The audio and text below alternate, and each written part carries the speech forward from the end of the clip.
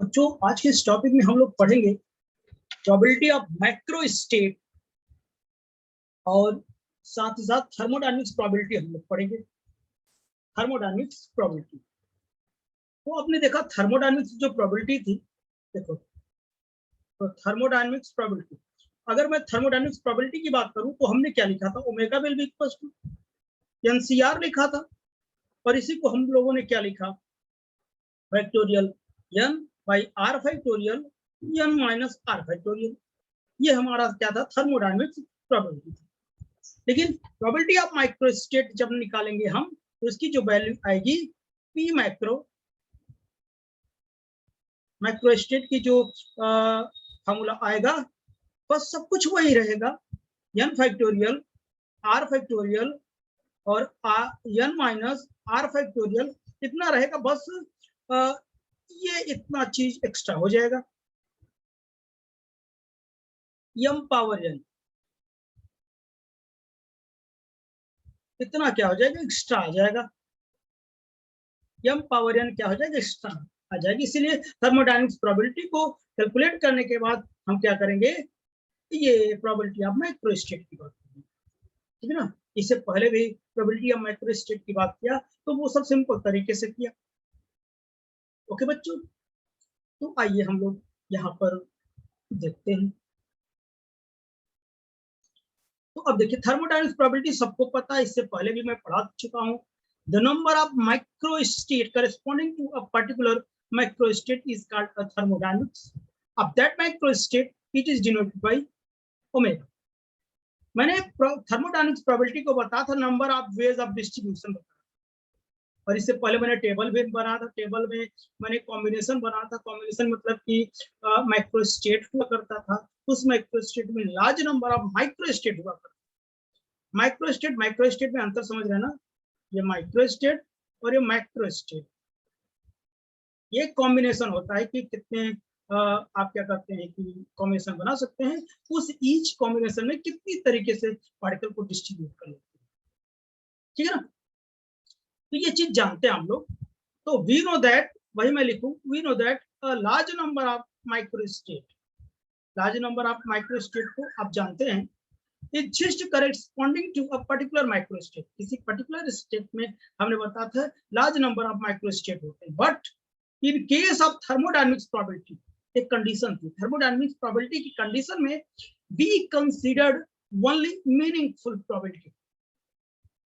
Thermodynamics probability की अगर बात करें तो हम क्या करेंगे, केवल मीनिंगफुल प्रोबेबिलिटी को हम क्या करेंगे, कंसीडर करेंगे, क्योंकि जब डिस्ट्रीब्यूशन का तरीका होता था दो तरीके का होता है, एक मीनिंगफुल होता था, दूसरा मीनिंगलेस होता था।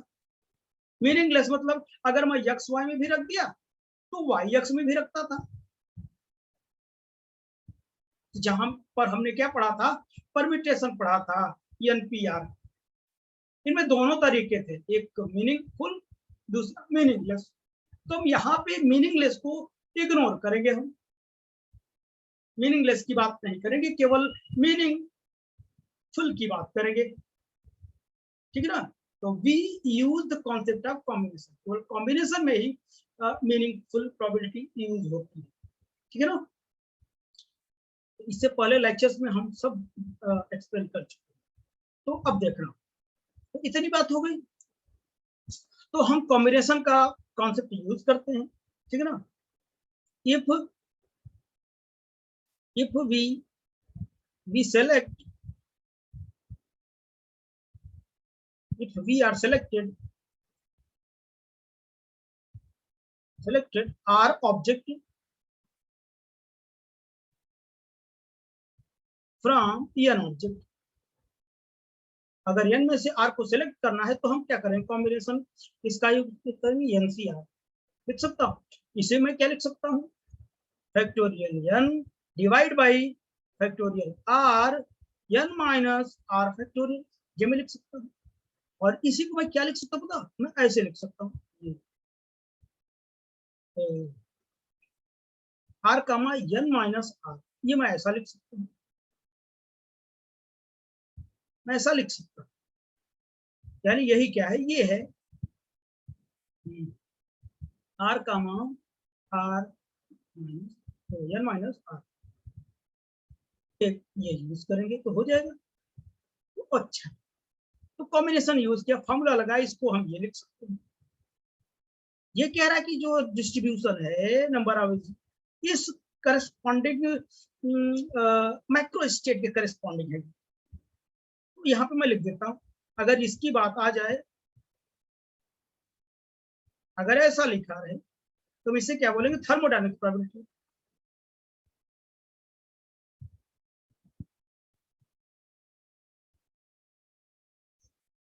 थर्मोडायनेमिक्स प्रोबेबिलिटी अगर आर का मान r minus n minus r हो जाए, इसे क्या कहेंगे, पर्टिकुलर माइक्रो स्टेट। ये माइक्रो स्टेट है, जैसे 2,4 ऐसे नहीं लिखते थे, तो ये पर्टिकुलर माइक्रो स्टेट हो जाएगा। तो यहाँ पे अगर मैं एक एग्जांपल लेके देखूं, अगर मैं एग्जांपल कहूं, तो हमको ये फाइंड आउट करना है, द थर्मोडायनेमिक्स, हम बार बार वही निकाल रहे हैं लेकिन कंडीशन चेंज हो जा रहे हैं, किस किसके लिए निकाला, सिंपल तरीका, माइक्रो स्टेट आए।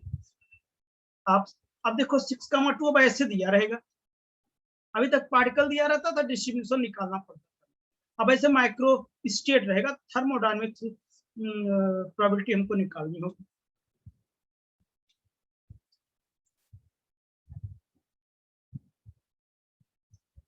अब कितना 6,2 का निकालना होगा, 6,2 का प्रोबेबिलिटी निकालनी होगी। तो हम सोल्यूशन में हम कैसे करेंगे, ऐसे हो जाएगा 6,2 का। तब हम क्या करेंगे, हमारे पास पता ये हो गया ना, यानी मैंने यही तो बताया था, ये क्या था, आर का एन माइनस आर, तो ये आर हो गया,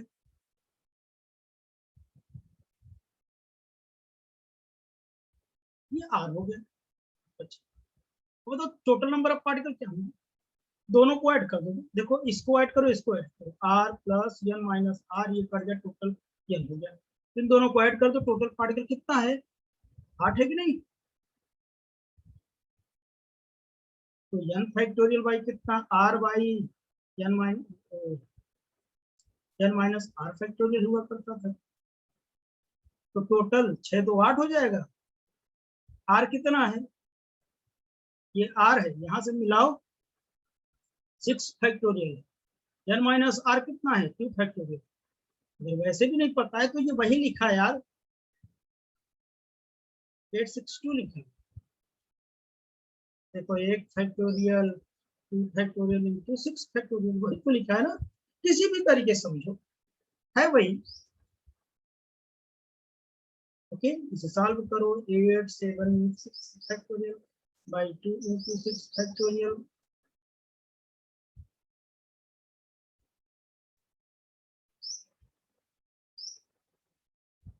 समझिए क्या मेरी बात, तो क्वेश्चन देगा, बस आपको परेशान करेगा किस तरीके से करना है, बस थोड़ा सा दिमाग लगाओ, काम हो जाएगा।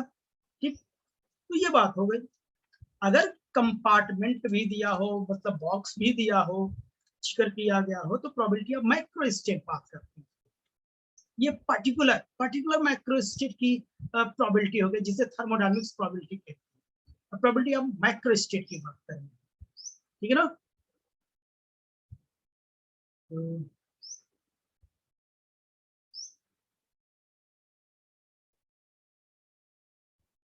माइक्रो स्टेट,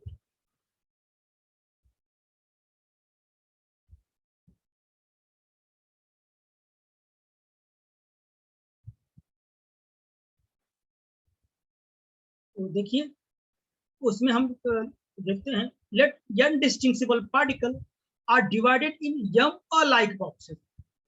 हमारे पास n डिस्टिंक्सिबल पार्टिकल है, जो बॉक्स हैं तो कितने हैं, m है। Then total number of micro state in the system, इससे पहले मैं बताया था, तो ये फॉर्मूला होता था हमारे पास, क्योंकि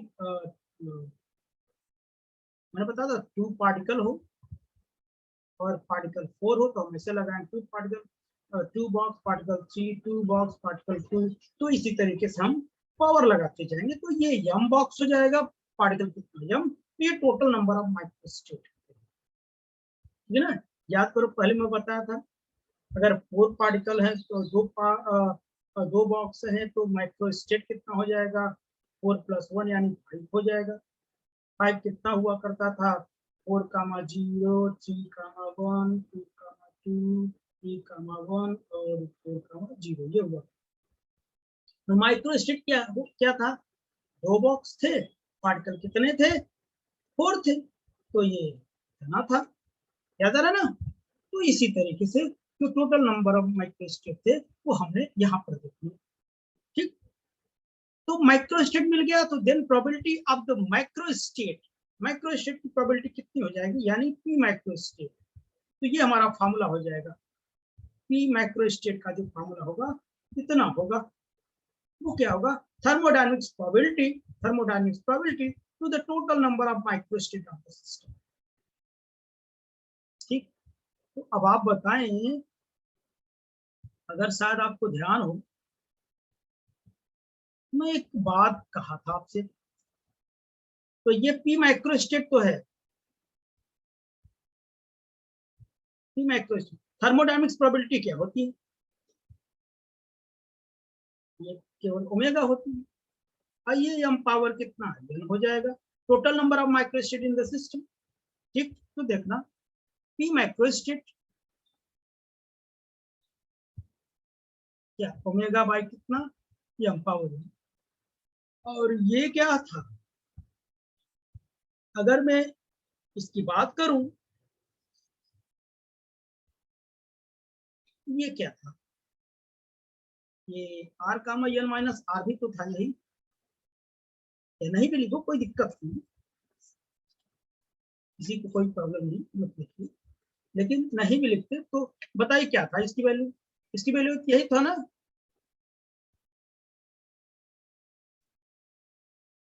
यही तो था, तो रख दो ना, micro state n factorial by r factorial n minus r factorial, और ये पहले से था,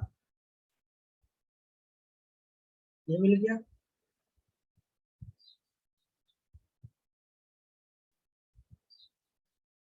इसे लिख सकते हो, इसी को मैं ऐसे भी लिख सकता हूँ, यानी इसी को r कामा n माइनस r, जो तरीका हुआ वो आप इसे समझा सकते हो, तरीका आपके पास है। कभी कभी आप ऐसे लिखते हैं, n1 n2 लिखते हैं, n1 n1 factorial n2 factorial n power n, इससे पहले मैं बताया था, क्योंकि इनका मतलब जितने भी नंबर रहेंगे फैक्टोरियल लगा, क्योंकि यहाँ पे देखिए इसका फैक्टोरियल लगाया, इसका फैक्टोरियल लगाया, इसी तरीके इसका करते गए हम। ठीक, अब देख रहा हूं, तो हमारे पास फॉर्मूला क्या है, पी माइक्रो,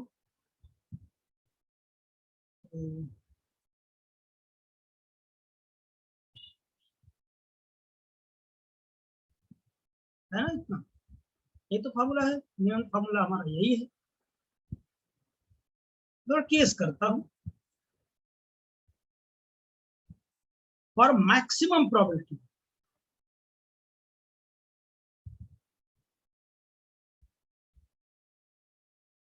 मैक्सिमम प्रोबेबिलिटी आ जाए, तो मैक्सिमम प्रोबेबिलिटी कब आती है पता है, कि क्या हो जाए, आर कितना हो, टोटल नंबर ऑफ पार्टिकल का हाफ हो जाए।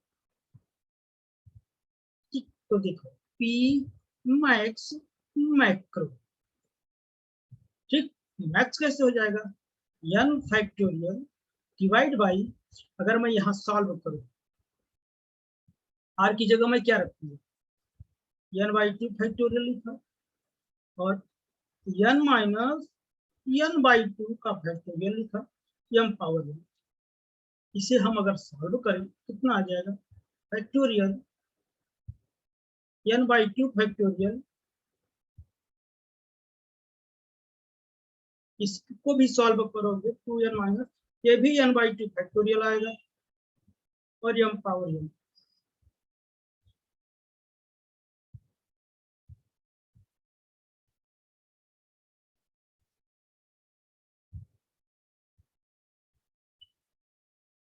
ये आएगा। ठीक, तो पी मैक्स कितना हो जाएगा?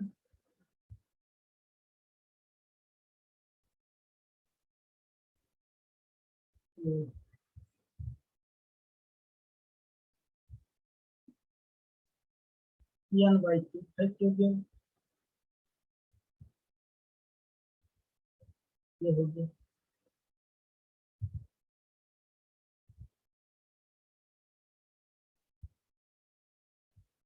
अब इसी को हम क्या लिख सकते हैं? इसी को हम ऐसे लिख सकते हैं, इसी को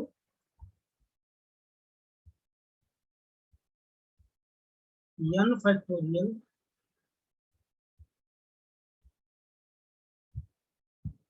n by 2 का फैक्टोरियल का स्क्वायर, और ये हम पावर n का मैंने लिख दिया। ये भी फॉर्मूला है हमारा मैक्सिमम प्रोबेबिलिटी के लिए, ये फॉर्मूला लगा। और फिर क्या? मिनिमम प्रोबेबिलिटी,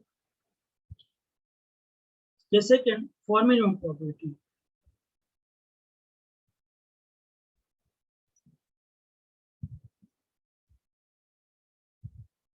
मिनिमम प्रोबेबिलिटी के लिए क्या हो जाएगा? ये r कितना हो जाए? 0। मिनिमम प्रोबेबिलिटी मतलब किसी को मैं सेलेक्ट नहीं कर रहा हूँ, और r कितना रहेगा? Capital A. या तो 0, मैं मिनिमम प्रोबेबिलिटी कब होता है? या तो r बराबर 0 लो, या तो n बराबर n ले लो। r बराबर 0 लो, चाहे r बराबर n लो, दोनों केस में मिनिमम प्रोबेबिलिटी आएगी। तो p मिनिमम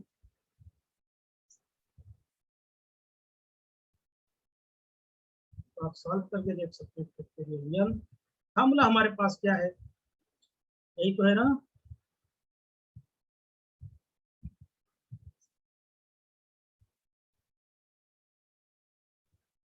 तो दोनों सॉल्व कर देखो। यहाँ पर देखो 0 फैक्टोरियल रखा, पहले 0 रख दिया, और n माइनस 0 का फैक्टोरियल m पावर n। तो इसे सॉल्व करो, तो n फैक्टोरियल बाई केवल n factorial m power n, और ये कट गया। तो p मिनिमम मैं करूँ कितना आएगा? 1 बाई m पावर n, ये मिनिमम हो गया। और r बराबर n भी रख के देख लो, तो ये 0 हो जाए, और ये क्या हो जाएगा? ये नहीं रहेगा, तो फिर उतना ही आएगा। ये कंडीशन जानते हैं, ऑब्जेक्टिव बड़ा पूछता है, ठीक है ना। ओके बेटा, तो आई होप कि ये भी लेक्चर आपको समझ में होगा। तो ठीक, तो आई थिंक कि आज के लिए इतना बेस्ट बहुत हो गया। ठीक, कल हम लोग मिलेंगे 6 बजे के आसपास, ठीक, सुबह। ओके बेटा।